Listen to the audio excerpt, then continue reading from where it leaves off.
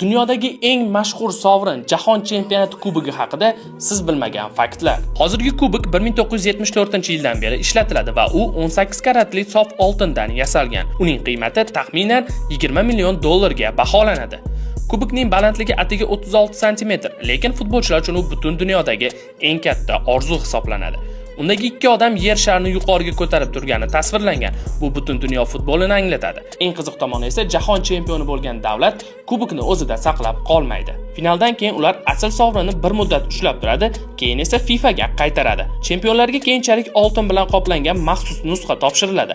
Asl kubok esa juda qattiq qo'riqlanadi va maxsus xavfsizlik tizimida saqlanadi. Yana bir muhim fakt: kubokni har kim ham ushlay olmaydi. FIFA qoidalariga ko'ra unga faqat jahon chempionlari va davlat rahbarlari teginishi mumkin. Tarixda eng ko'p jahon chempionligini qo'lga kiritgan davlat Braziliya milliy terma jamoasi.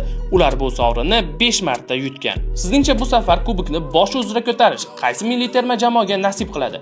Fikringizni izohlarda yozib qoldiring.